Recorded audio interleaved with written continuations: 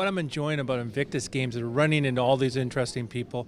I have Michael Mellon, who you served in the RAF, but you served it from the infantry, you served defense of the British aircraft. Thank you so much for your time, Michael. That's all right. Yeah, you're welcome. I joined the Royal Air Force when I was 17, and it's called the Royal Air Force Regiment, which is force protection. So any assets the Royal Air Force have, it's our duty. Well, it's our job to protect those assets.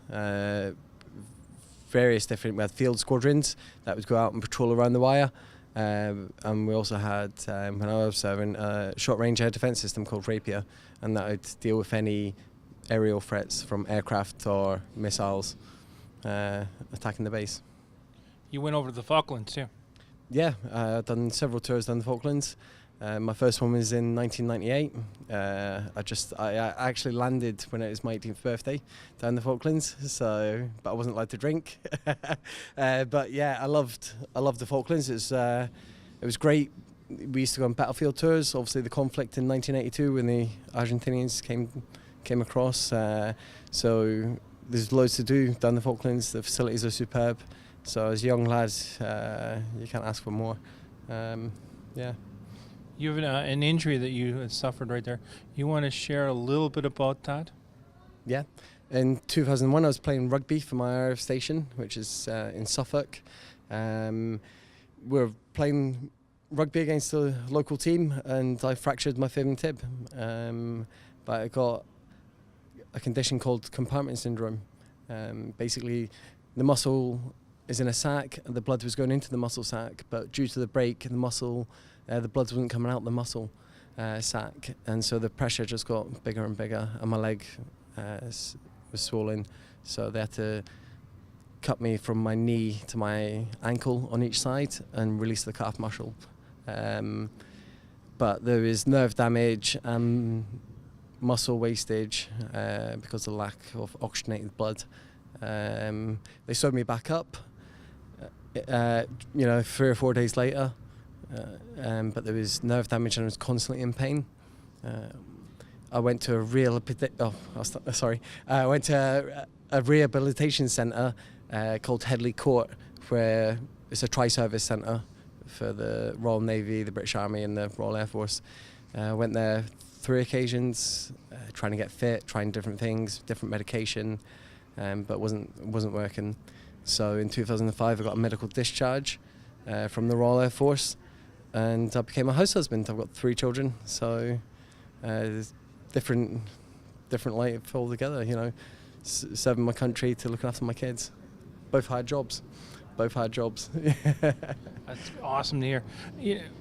As we look at the Invictus Games right now, do you feel that you're with all these other veterans that have gone through horrendous things in their own life? Is this helping you in your, coming to terms that you are not conquered? You're a warrior. You're going to keep going. You're going to shine bright. Well, I've had a struggle in the past. I came out in 2005. I still had my leg, but I was in a lot of pain. And in the UK we call it Civvy Street, so you're not in the military anymore and it's all civilians you're dealing with. My dad was in the military for 35 years, my brother's in the army, my sister's in the Air Force, so we're a real forces family. I really struggled to fit into Civvy Street and society, and I sort of sheltered away from it. And I was I was in pain all the time, every day I was in pain. 2013 came and I decided to have my leg amputated. Hopefully to resolve the pain issues. But between 2005 and 2013, I was a different person to I was whilst I was serving. I was depressed, emotional, angry. I wasn't a nice person to be around. My wife and children stuck by me, gave me support. And since having my leg off, I found sport again. I used to be a really keen sportsman. Obviously, being in the infantry, that was our bread and butter. You had to be fit, you had to be strong.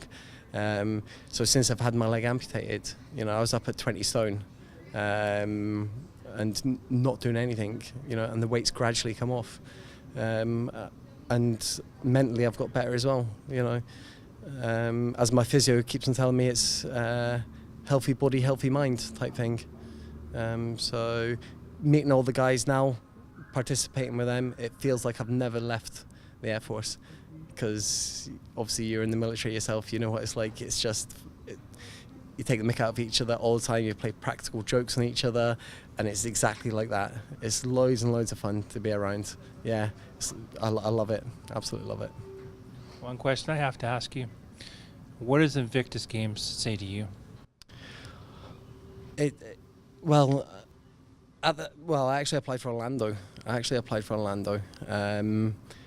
And when I found out that I never had any of the sports that I competed in, I never submitted the application form.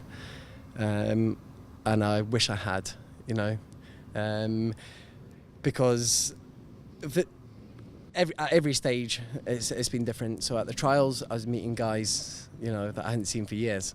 But the Invictus Games, what summed it up was at the opening ceremony, there was a guy who got attacked in Afghanistan. He got an axe to the back of the head from a local elder or something along those lines. And I could relate to that story that he was telling.